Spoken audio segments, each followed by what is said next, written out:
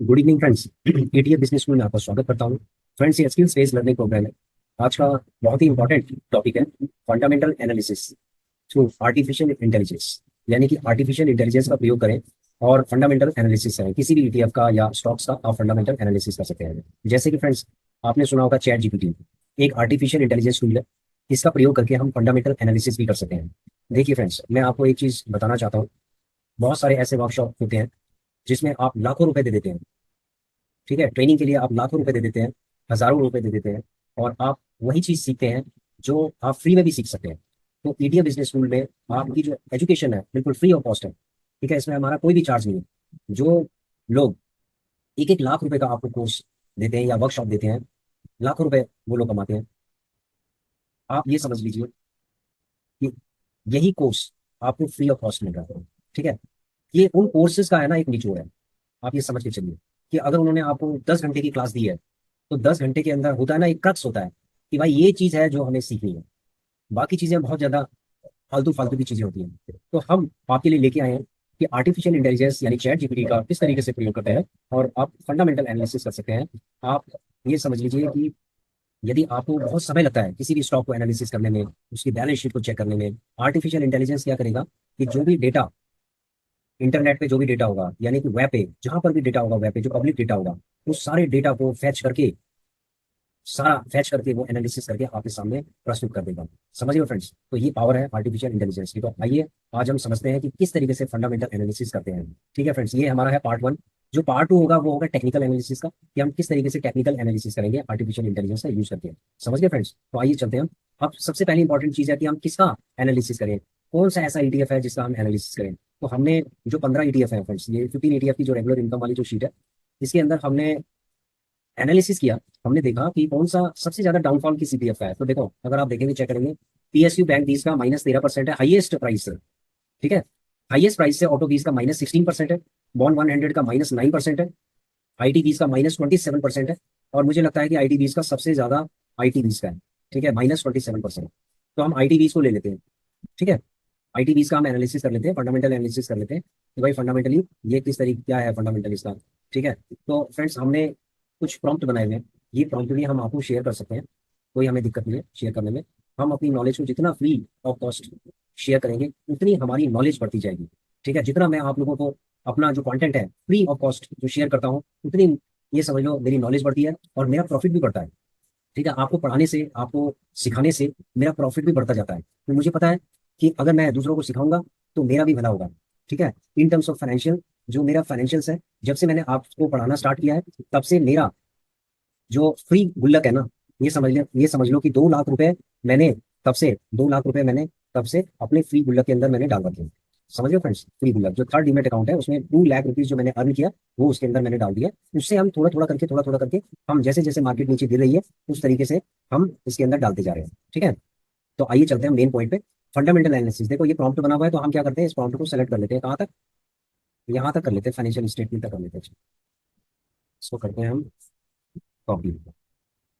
ठीक है, ऐसे आपने कॉपी करना है इसको, प्रॉम्प्ट को कॉपी करना है। और उसके बाद आपको क्या करना है, चैट जीपीटी के अंदर जाना है। जैसे आप यहाँ गए ब्राउजर में, और आपने ब्राउजर के अंदर यहाँ पर आपने किया चैट जीपीटी। ठीक है, चैट जीपीटी आपका खुल गया। चैट जीपीटी के अंदर आप यहाँ पर डालेंगे, इसको कॉपी पेस्ट करेंगे, प्रॉम्प्ट वन है ये। इसमें स्टॉक नेम भी हम कर सकते हैं, किसी भी स्टॉक का भी कर सकते हैं। हम करते हैं आईटीबीज का। ठीक है, listed in NSC, national stock exchange.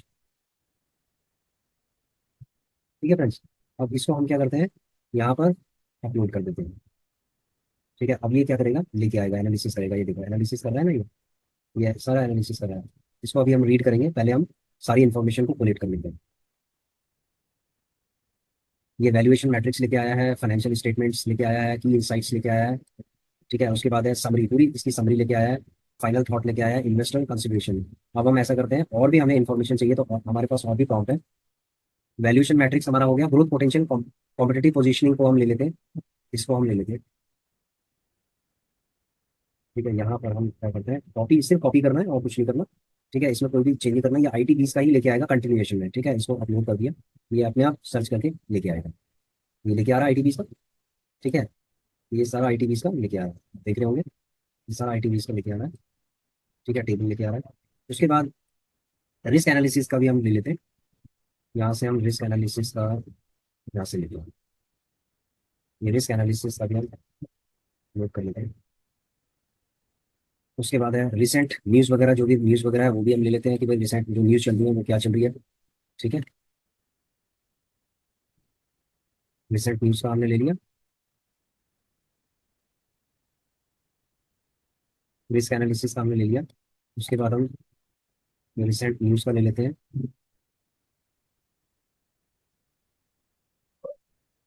इसको भी हम नोट कर देते हैं। तब तक वो चल रहा है, हम इसको कॉपी कर लेते हैं। ठीक है, कॉपी करने के बाद हमें यहाँ पर पेस्ट करना है। यहाँ पर हम इसको दोबारा पेस्ट कर लेते हैं। पेस्ट करने के बाद अब ये जो प्रॉम्प्ट हुआ है इसको भी हम ले लेते हैं। चलो ठीक है। ठीक है, ये हमारा फंडामेंटल एनालिसिस पूरा हुआ है। ये प्रॉम्प्ट हमने हटा दिया। और ये चल रहा है।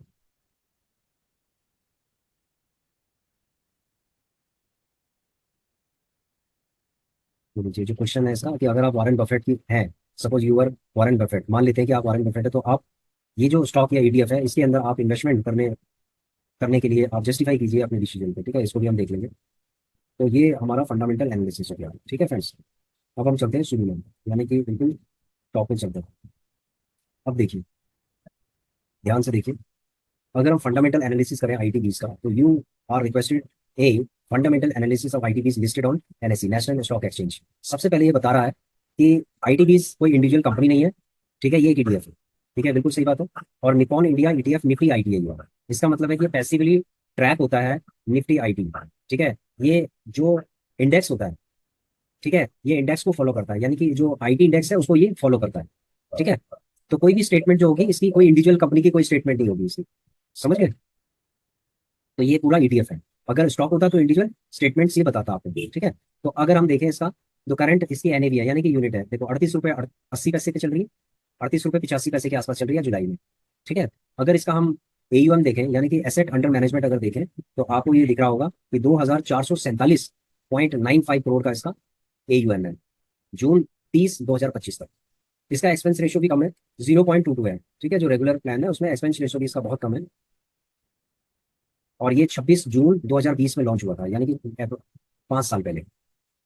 अगर हम परफॉर्मेंस वैल्यूएशन की बात करें, तो एक साल के अंदर इसने 9.4% का रिटर्न दिया है। 3 साल में सिर्फ 9.9% का रिटर्न दिया है।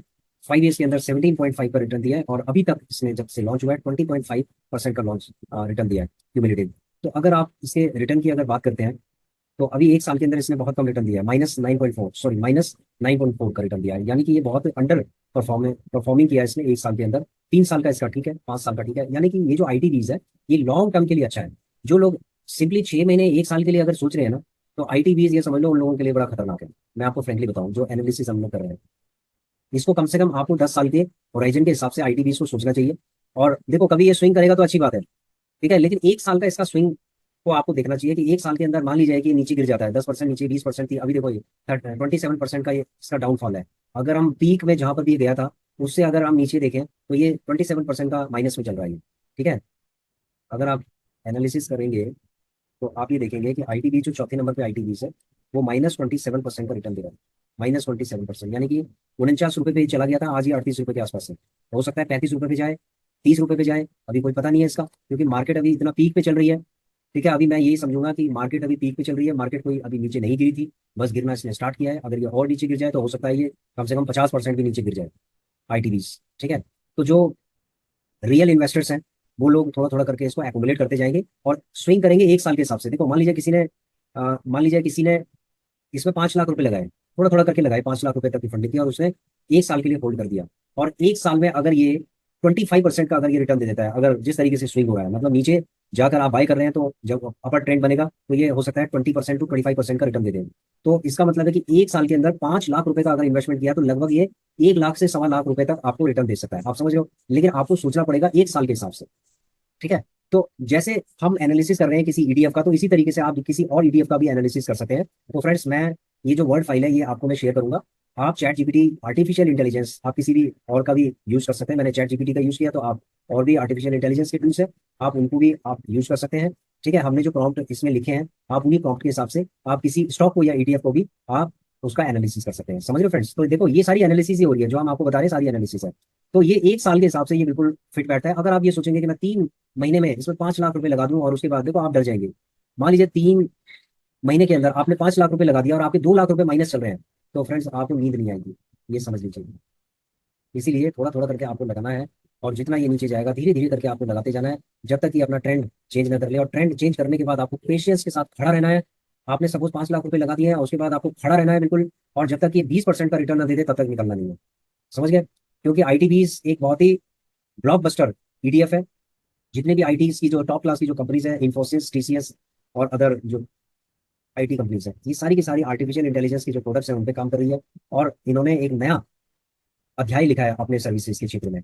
समझ रहे हो? इन्होंने इंक्लूड किया है टेक्नोलॉजीज को, जो इमर्जिंग टेक्नोलॉजीज है जैसे आर्टिफिशियल इंटेलिजेंस है, इनको इन्होंने इंक्लूड किया अपने टेक्नोलॉजी में, और ये क्लाइंट को सर्विसेज दे रहे हैं। समझ रहे हो फ्रेंड्स? इसलिए घबराने की जरूरत नहीं है कि आर्टिफिशियल इंटेलिजेंस आने से क्या इनका रेवेन्यू कम हो जाएगा। देखो हो सकता है कि इनका रेवेन्यू 5 गुना हो जाए, 10 गुना हो जाए, क्योंकि ये कंपनियां भी आर&डी कर रही है, रिसर्च एंड डेवलपमेंट कर रही है, नए नए टूल लेके आ रही है, और नए तरीके से जो सर्विसेज होगी वो दी जाएंगी। तो आशा करता हूँ कि आप लोगों को समझ में आ रहा होगा। तो चलते हैं हम आगे की एनालिसिस में। ठीक है, तो आगे चलते हैं। ठीक है, पोर्टफोलियो कंपोजिशन क्या है? 0% डेट है। देखो क्या होता है कि अगर मैं आपसे ये पूछूं कि भाई इस ईडीएफ का कितना डेट है, ईडीएफ का कोई डेट नहीं है। समझ रहे हो फ्रेंड्स? ये बिल्कुल 0% डेट होता है। इसीलिए क्या होता है, ईडीएफ के अंदर इन्वेस्टमेंट करना बहुत ही सेफ होता है। ठीक है, बहुत सारी मल्टीपल कंपनीज होती है इसके अंदर, और इसका ईटीएफ का अपना कोई भी डेट नहीं है। 99.98 इक्विटी है, एक्सपोजर है ये। ठीक है, तो इसकी होल्डिंग्स 10 आईटी की कंपनियां हैं इसके अंदर। हमने एक वीडियो भी बना रखी है, जैसे आईटी 20 का एनालिसिस है, उसके अंदर हमने बताई है कौन कौन सी कंपनीज है, वो वीडियोस आप देख सकते हैं।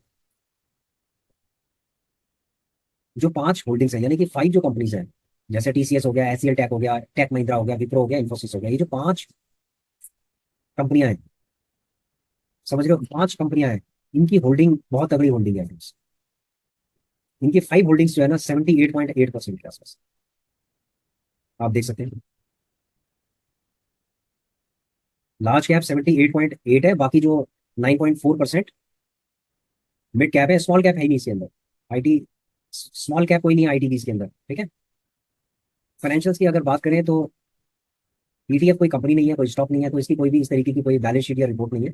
ठीक है, तो जो कैश फ्लो है बिल्कुल फ्री कैश फ्लो है इसका, जो ऑपरेट करते हैं। अगर की इनसाइट्स की अगर मैं बात करूं, तो इसका देखो डायरेक्ट सेक्टर एक्सपोजर है इंडियन आईटी कंपनीज का, जो आईटी बीज के अंदर लगा रहा है, इसका मतलब वो 10 कंपनियों में अपना पैसा लगा रहा है। ठीक है,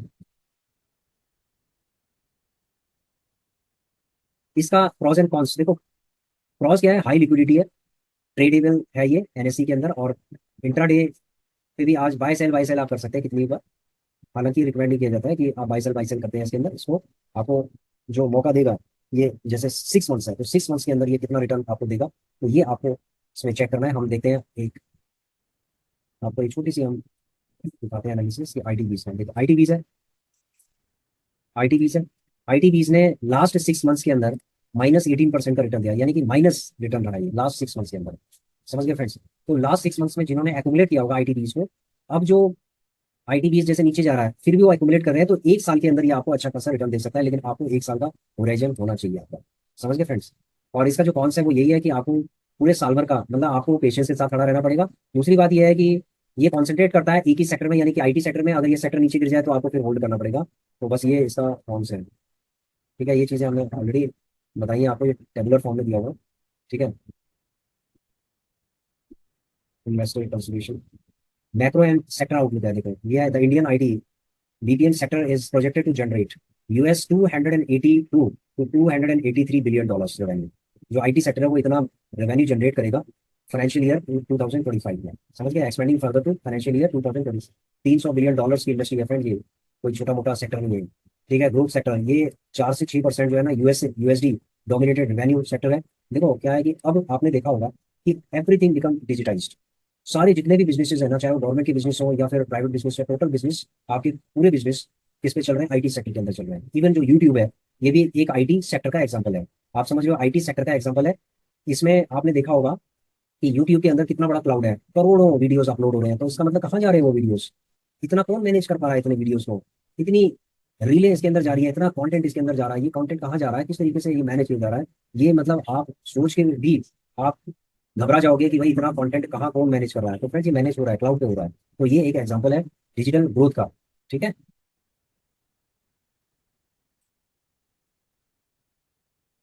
तो जैसे कि हमने बताया था कि एआई सेक्टर में डिजिटल ट्रांसफॉर्मेशन है, एआई ड्रिवन हो रही है, ये टेक्नोलॉजी हो रही है। ठीक है। जैसे टीसीएस की अगर हम बात करें, इन्फोसिस की बात करें, तो ये दोनों मार्केट लीडर्स है इंडिया के अंदर। एचसीएल टेक भी एक मार्केट लीडर है, तो इनकी जो लीडरशिप है बहुत अच्छी है। इवन विप्रो की लीडरशिप बहुत अच्छी है। तो ये cloud modernisation, cyber security, digital native solutions में काम कर रहे हैं। तो ये एडवांस लेवल पे और आर&डी कर रहे हैं। ठीक है। जैसे एचसीएल टेक है तो आर&डी सर्विसेज ये प्रोवाइड करता है, प्रोडक्ट डेवलपमेंट करता है, हाइब्रिड क्लाउड सॉल्यूशन ये देता है। तो ये जो इनके सीईओज हैं, इनके जो लीडर्स हैं, ठीक है, उनका विजन है। इसीलिए आपने देखा होगा कि ये जो आईटी की जो कंपनीज है, ये इतनी ट्रस्टवर्दी कंपनीज है कि ये इनके लीडर्स इतने ट्रस्टवर्दी है कि कंपनी को आगे ग्रो कराने के साथ साथ, ठीक है, जो अपने शेयर होल्डर्स होते हैं उनको भी डिविडेंड के फॉर्म में ये रिटर्न देते हैं। समझ रहे हो फ्रेंड्स? आपने देखा होगा TCS, Infosys, HCL tech, Wipro, ये डिविडेंड्स देते हैं। क्यों देते हैं डिविडेंड? भाई अपना पैसा उसमें भी तो लगा सकते हैं जो प्रॉफिट का पैसा है। ये प्रॉफिट का पैसा री इन्वेस्टमेंट के साथ साथ ये शेयर होल्डर्स के बारे में भी सोचते हैं। तो इसीलिए ये जो कंपनियां हैं ये बहुत ही ग्रोथ ओरिएंटेड कंपनीज हैं, क्योंकि इनके लीडर्स अच्छे हैं। तो इसीलिए इसके अंदर आप ये समझ लो कि ट्रस्ट बिल्ड हो जाता है। अगर लीडर अच्छा है, लीडरशिप अच्छी है अगर किसी कंपनी की, तो ट्रस्ट बिल्ड होता है। तो ये जो लीडर्स हैं ये बहुत अच्छे लीडर्स हैं। तो इसीलिए हम ये कहते हैं कि ये जो कंपनियां हैं ये आगे आसमान को छुएंगी। और बहुत लोग इसमें करोड़पति बन चुके हैं, जिन्होंने 30-35 साल तक इन्फोसिस में, टीसीएस में, एचसीएल टेक में, विप्रो में जिन्होंने इन्वेस्टमेंट की होगी और कंसिस्टेंटली वो बने रहे होंगे, तो समझ लो कि उनको इन कंपनीज ने करोड़पति बना दिया है। नो डाउट आप इस चीज की एनालिसिस भी कर सकते हैं कि किसी ने थोड़े थोड़े अमाउंट से लगा लगा के और वो करोड़पति बन गए। तो एक्चुअली इंडिविजुअल जो स्टॉक है उसके अंदर बहुत रिस्क होता है। बहुत लोग ये फील करते हैं कि ये रिस्की है। ठीक है। हम अपना कैपिटल, डायरेक्ट कैपिटल इसके अंदर नहीं लगाना चाहते, तो वो लोग क्या कर सकते हैं कि आईटीबीज के अंदर अपना फर्स्ट कैपिटल आईटीबीज के अंदर लगा सकते हैं। उसके बाद इससे जो इनकम जनरेट होती है वो इंडिविजुअल स्टॉक्स के अंदर भी लगा सकते हैं। जो टॉप के 5 स्टॉक है उनके अंदर भी लगा सकते हैं। समझ लो फ्रेंड्स। अब बात रही रिस्क की। देखो रिस्क क्या होता है, हर इंडस्ट्री के अंदर रिस्क होता है। अब जैसे मान लीजिए यूएस है, यूएस ने टैरिफ लगाना स्टार्ट कर दिया, इनकी ट्रेड पॉलिसीज को अपने चेंज कर रहे हैं। तो उसकी वजह से ये जो सेक्टर है इसके अंदर इम्पैक्ट पड़ेगा। यानी कि जियो पॉलिटिकल जो रिस्क होते हैं, मैक्रो इकोनॉमिक और जियो पॉलिटिकल रिस्क होते हैं, ये रिस्क होंगे इस सेक्टर के अंदर। तो इसीलिए जो भी इम्पैक्ट पड़ेगा जियो पॉलिटिकल का, उसमें क्लाइंट का डिलेज होगा, बजट जो होंगे वो काटने पड़ेंगे इन कंपनीज में, थोड़ा बहुत बजट काटने पड़ेंगे। और इनको अपनी जो डेडलाइंस है, ठीक है, जो डेडलाइंस है उनको चेंज करना पड़ेगा। तो इस वजह से इनके जो बिजनेस है उसमें थोड़ा बहुत इम्पैक्ट पड़ेगा। तो जो फैट पॉलिसीज और जो कैपिटल आउटफ्लोज है, ठीक है, अगर मान ली जाए कि टैरिफ अगर लगता है तो उससे इन कंपनीज में भी बहुत ही इफेक्ट पड़ेगा। तो ये वही चीज है कि ये लोग बजट को कट करेंगे, जिसकी वजह से बहुत सारे एम्प्लॉयज भी बाहर निकलेंगे। ठीक है। इनका रेवेन्यू जो ग्रोथ होगा उसमें भी इम्पैक्ट पड़ सकता है। तो अगर मैं इंडिविजुअल स्टॉक्स की बात करता हूँ तो उसमें इफेक्ट पड़ सकता है। तो इसीलिए आपने देखा होगा कि आईटी सेक्टर नीचे की तरफ जा रहा है, क्योंकि यूएस टैरिफ्स और ये जियो पॉलिटिकल जो है रिस्क है, ठीक है, इसका इस पे इम्पैक्ट पड़ रहा है। ठीक है। तो पड़ेगा, लेकिन ये ऐसा नहीं है कि हमेशा के लिए पड़ेगा, ये थोड़े टाइम के लिए पड़ेगा। उसके बाद क्या होगा कि ये कंपनियां अपने आप में एडजस्टमेंट करेंगी और उसके बाद फिर ये दोबारा से अपने ग्रोथ इंजन को ये बहुत तेजी से चलाना स्टार्ट कर देंगे। समझ गए फ्रेंड्स? ठीक है। कुछ ऑपरेशनल रिस्क भी होंगे, जैसे सप्लाई चेन डिसरप्शन से रिलेटेड है। ठीक है। साइबर सिक्योरिटी जो एक्सपोजर है इससे रिलेटेड थोड़ा सा रिस्क भी हो सकते हैं। Work force and attrition risk है, जैसे वर्क फोर्स जो हाई टैलेंटेड लोग हैं, ठीक है, वो क्या करते हैं कि जब उनको स्टैग्नेंट होंगे तो वो खुद अपने आप भी छोड़ते हैं। कुछ एम्प्लॉयज को निकालना भी पड़ेगा। तो ये इस तरीके से आईटी जो कंपनीज है वो सफर करती है। ठीक है। कुछ रेगुलेटरी जो कंप्लाइंसेस है उनको भी इनको फॉलो करना पड़ेगा जिन कंट्रीज में इनके ऑपरेशन चलते हैं। डेट एंड लिक्विडिटी थोड़ा बहुत डेट एंड लिक्विडिटी रिस्क आएंगे, क्योंकि कुछ कंपनीज हैं जिनके पास बोरिंग्स हैं, डेट है, तो वही है कि थोड़ा बहुत लिक्विडिटी रिस्क रहेगा। उसके बाद है, देखो इम्प्लीकेशंस क्या होगा आईडीबीज ईटीएफ इन्वेस्टर्स पे, क्या इम्प्लीकेशंस इसका हो सकता है। जैसे ईटीएफ सेंसिटिविटी। देखो कभी भी मैं एक चीज ये कहना चाहता हूँ फ्रेंड्स कि अगर आपने किसी सेक्टर के अंदर इन्वेस्टमेंट करना है, तो आपने सपोज मान लीजिए आईटी सेक्टर के अंदर करना है, तो आप आईटीबीज के अंदर इन्वेस्टमेंट कर रहे हैं, लेकिन आपको अपने पोर्टफोलियो को डाइवर्सिफाई करना है। ये नहीं है कि आपके पास मान लीजिए 5 लाख रुपए है तो आपने 5 लाख रुपए आपने आईटीबीज के अंदर डाल दिया। आपको सपोज 5 सेक्टर आपने चूज किए हैं, तो 1-1 लाख आप 5 सेक्टर के अंदर डालोगे। और वो भी जैसे 1 लाख रुपए आईटीबीज के अंदर अगर आपको इन्वेस्टमेंट करना है, तो उसमें भी 5 पार्टनर्स को डिवाइड करना पड़ेगा। यानी कि हर 5% के फॉल पे आपको 20-20 हजार का इन्वेस्टमेंट करना चाहिए। That is the part of training and learning. समझ गए फ्रेंड्स?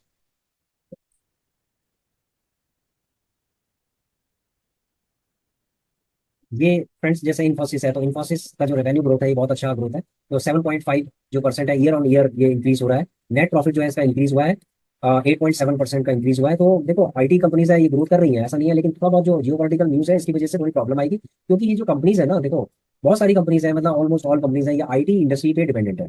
समझ गए, क्योंकि इनको सर्विसेज देनी है, उनको सर्विसेज लेनी है, और उनको और एडवांस लेवल पे सर्विसेज लेनी है। तो इनको जो जो न्यू बुकिंग्स होंगी वो भी होंगी, और जो रिकरिंग जो बिजनेस है ना ये होता है आईटी सेक्टर के अंदर। तो जो रिकरिंग बिजनेस होता है ना उसकी वजह से आगे ये चलता जाता है ये बिजनेस, ठीक है। तो इसमें कोई भी ऐसे परेशानी वाली बात नहीं है कि इस इंडस्ट्री का क्या होगा, इस इंडस्ट्री का कुछ नहीं होगा। ये इंडस्ट्री बिल्कुल एक ग्रोथ इंजन की तरह है, और ये चलती रहेगी, समझ गए।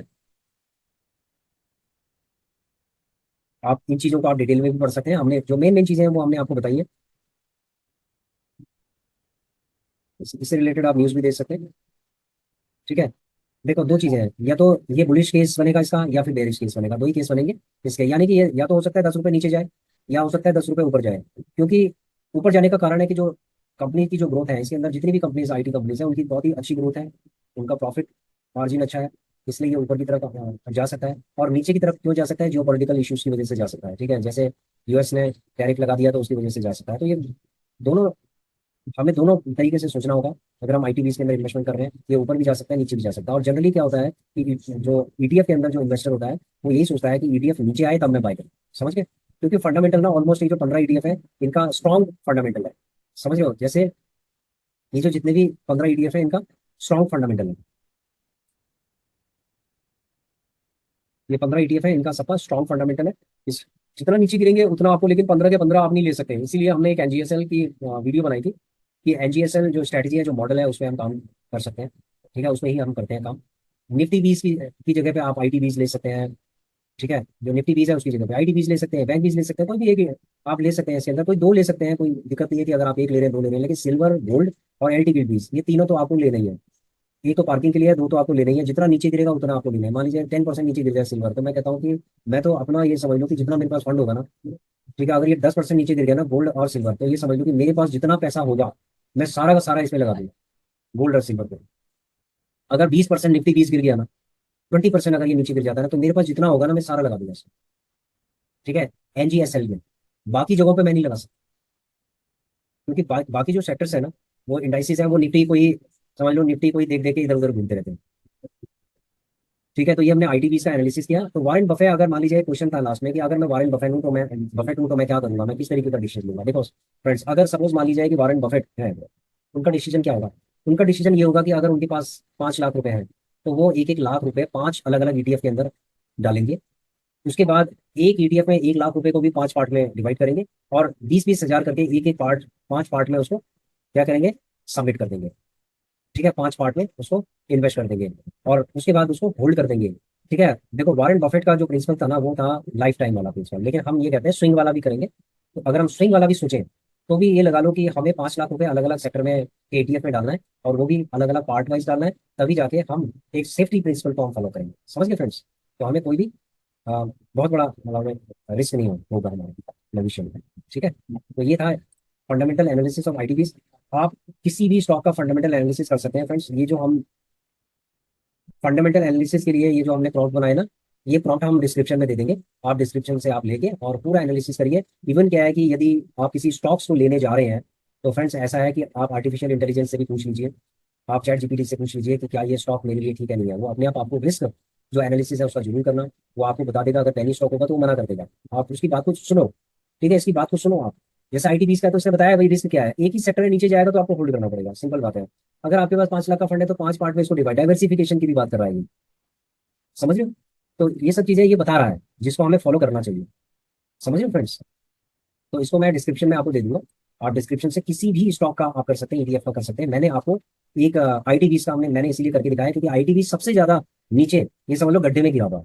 तो इसीलिए मैंने उसका एनालिसिस किया। बाकी का आप करोगे एनालिसिस तो आपको समझ में आ जाएगा कि भाई क्या चल रहा है, ठीक है। तो कुछ चीजें आपको अपने आप ही सीखनी है, अपने आप ही इंप्लीमेंट करनी है फ्रेंड्स। ये नहीं है कि किसी के कहने से, किसी के कहने से, किसी के रिकमेंडेशन से, किसी के टिप से आपने स्टॉक लेने स्टार्ट कर दिए, ईटीएफ लेने स्टार्ट कर दिया। उसके बाद पता चला कि वो 6 महीने तक नीचे गिरा हुआ है, तो आप, ठीक है, आपने रोना धोना स्टार्ट कर दिया कि अरे क्या हो गया यार, मेरा फंड तो डूब गया, मैंने तो लोन लिया हुआ था, मैंने ये किया हुआ था, ये पैसा मेरा जरूरत का पैसा था। तो मैं हमेशा यही बताता हूँ कि कोई भी जरूरत का पैसा हो तो उसको स्टॉक मार्केट के अंदर बिल्कुल मत लगाएं, अगर आपके पास जरूरत का पैसा 100 रुपये है ना, तो सॉरी, जरूरत का पैसा नहीं है ना अगर 100 रुपये, तो वो 100 रुपये आप लगाए।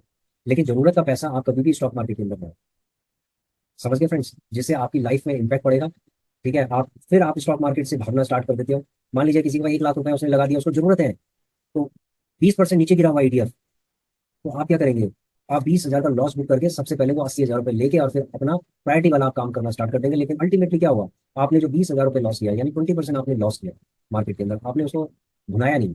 तो अगर आप भुनाना चाहते हैं अपने उसको, अपनी नॉलेज को, तो आपको लंबे समय के लिए, लंबे अंतराल के लिए आपको यहाँ पर आना पड़ेगा। समझ गए फ्रेंड्स? तो स्टॉक मार्केट उन लोगों के लिए नहीं है जो लोग मजबूरी वाला फंड लेके आ रहे हैं और उसके बाद फिर मार्केट नीचे की तरफ गिर लिया, करेक्शन कर लिया, उसके बाद फिर आप परेशान हो रहे हैं। ठीक है, मार्केट सबसे पहले आपको चकमा देगी, आपको ट्रैप में फंसाएगी, आपका पेशेंस टेस्ट करेगी, आपको रुलाएगी ये। समझ गए? उसके बाद ये आपको इनाम देगी। अगर आप इन चीज़ों को फेस कर लेंगे तब जाके आपको इनाम मिलेगा। समझ गए फ्रेंड्स? तो ये सब चीज़ें सीखने की चीज़ें, समझने की चीज़ें, ये टिप में चलने वाली चीज़ें नहीं है कि हमने किसी से टिप ले लिया और उसके बाद हम चल रहे हैं। जो टिप वाली ज़िंदगी है ना, वो आप छोड़ दीजिए। आप अपनी एजुकेशन को बढ़ाइए, आप खुद एजुकेट होंगे तो मैं कहता हूँ कि आपको कोई भी दुनिया की कोई भी ताकत जो है ना, आपको लॉस नहीं करा सकती यदि आपके अंदर एजुकेशन है। आप समझते हैं स्टॉक मार्केट को कि भाई ऐसा है, ये माया जाल हमारे लिए बुना जा रहा है, ये बुनेंगे हमारे लिए, लेकिन हम अपने पेशेंस से, फंडामेंटल एनालिसिस, हम अपनी नॉलेज से फंडामेंटल एनालिसिस करेंगे और अपने अपनी नॉलेज का पूरा इस्तेमाल करके, अपने पेशेंस का पूरा इस्तेमाल करके हम प्रॉफिट में आएंगे। समझ गए फ्रेंड्स? तो आशा करता हूँ कि ये जो वीडियो है आपको अच्छा लगा होगा। हमने फंडामेंटल एनालिसिस किया आर्टिफिशियल इंटेलिजेंस का प्रयोग करके, और हम ये भी चाहते हैं कि आप भी इसका प्रयोग करें। ठीक है फ्रेंड्स, एक चीज़ और मैं आपको दिखाना चाहता हूँ। देखिए होता क्या है कि हम लोग प्रॉफिट कमाते हैं, ऐसा नहीं है कि बाजार से हमारा प्रॉफिट होता है, लेकिन हम लोग जो प्रॉफिट कमाते हैं ना, तो उसको हम इधर उधर उड़ाना स्टार्ट कर देते हैं। हम लोग री इन्वेस्टमेंट नहीं करते हैं। अगर हम री इन्वेस्टमेंट करें ना, तो मैं कहता हूँ कि हमारा जो कंपाउंडिंग है ना, उसको, पैसा अगर कंपाउंडिंग में हमारा लग गया ना, तो समझ लो कि बल्ले बल्ले हो जाएगी। अब देखिए 1.25 साल में लगभग 1.25, 1,31,000 रुपये हमने यहाँ पर प्रॉफिट बनाया, रियलाइज प्रॉफिट आपको दिखाई दे रहा होगा। बहुत लोग कहते हैं ETF में सर पैसा ही नहीं बनता, ETF में देखो, ये देख रहे हो आप, 1,31,000। दूसरा है 1.25 साल में, मैं 1.25 साल की बात कर रहा हूँ, 1.25 साल में। अब इस पैसे का क्या करेंगे बताइए? इस पैसे को तो हम कहीं ना कहीं लगाएंगे ना। अब कहाँ लगाएंगे, ये भी हम आप लोगों को बता रहे हैं। ठीक है, कि हम कहाँ इस पैसे को कहाँ पर लगाएंगे। तो ये देखिए 72,000 रुपये ये है, 31 है, तो लोग टोटल हो गया 2 लाख के आसपास। तो 2 लैक्स जो हमने लगाया है, वो हमने, जो गुल्लक है हमारी, वो उस गुल्लक को हम डेवलप कर रहे हैं फ्रेंड्स। ठीक है, इस पैसे को हमने गुल्लक में, क्योंकि कुछ लिमिटेशंस है, कुछ लिमिटेशंस है, स्टॉक प्लस ETF कुछ लिमिटेशंस है, जिसकी वजह से हम पब्लिक वीडियो में इसको नहीं दिखा सकते, स्टॉक्स स्टॉक्स को नहीं दिखा सकते। तो इसीलिए हमने मेंबर्स के लिए, हमने मेंबर्स वाली जो वीडियोस है जिसमें हमारी वीडियोस वायरल नहीं होती है, उसमें जो लिमिटेड लोग हैं वो देख सकते हैं। तो आप भी इसके अंदर देख सकते हैं कि हमने कौन से स्टॉक्स लिए हैं, कौन से ETF लिए हैं, जो हमारी फ्री गुल्लक है, जो हमने, ये जो प्रॉफिट का हमें पैसा है ना, इससे हमने लिया हुआ है। तो जो प्रॉफिट का पैसा होता है उसको री इन्वेस्ट कैसे किया जाता है, किस तरीके से एक फ्री गुल्लक, यानी कि फ्री, एक बिल्कुल फ्री पोर्टफोलियो कैसे डेवलप किया जाता है, किस तरीके से किया जाता है, ये सारी चीजें फ्रेंड्स हमने आपको समझाई है ऐसी वीडियो में, जो कि हमारे सिर्फ मेंबर्स के लिए है। तो यदि आप देखना चाहते हैं तो आप देख सकते हैं, कोई दिक्कत नहीं है। ठीक है, बाकी जो एनालिसिस है, फंडामेंटल एनालिसिस है, उसको फंडामेंटल एनालिसिस को आप कीजिए। फंडामेंटल एनालिसिस में आपको बहुत सारी चीजें समझ में आएगी। आप किसी पेनी स्टॉक का भी आप करके देखिए, किसी का भी आप करके देखिए, आपको ये बिल्कुल सही बताएगा। और आप एक बार वेरीफाई भी कीजिए कि भाई ये चीजें ठीक है या नहीं। समझ गए फ्रेंड्स? तो आशा करता हूँ कि आप ही ये समझ में आ गया होगा कि किस तरीके से फंडामेंटल एनालिसिस करते हैं। अब जो दूसरा पार्ट बनेगा, पार्ट 2 इसका आएगा, वो आएगा टेक्निकल एनालिसिस का, कि टेक्निकल एनालिसिस कैसे करते हैं। ठीक है, फंडामेंटल के बाद टेक्निकल, क्योंकि टेक्निकल एनालिसिस क्यों जरूरी है? फंडामेंटल देखो, फंडामेंटल में ये हो गया कि भाई ये 15 से 20 साल तक मैं इसको होल्ड कर सकता हूँ, मतलब 15 से 20 साल तक मैं इस स्टॉक के अंदर रह सकता हूँ या इस ETF के अंदर रह सकता हूँ। पहली चीज ये बता दी इसमें। अब दूसरी चीज है टेक्निकल एनालिसिस, जो स्विंग ट्रेडिंग में भी काम आती है, और लॉन्ग टर्म में हम कहाँ कहाँ पर बाय करें, कहाँ कहाँ पर हम सेल करें, यानी बाय और सेल, यानी स्विंग ट्रेडिंग के लिए टेक्निकल एनालिसिस बहुत जरूरी है। और जो पार्ट 2 है वो भी हम बहुत जल्दी लेके आएंगे। ठीक है फ्रेंड्स, तो आशा करता हूँ कि आप लोग को समझ में आ गया होगा। Thanks for watching our video, please share, subscribe और like our channel. Thank you.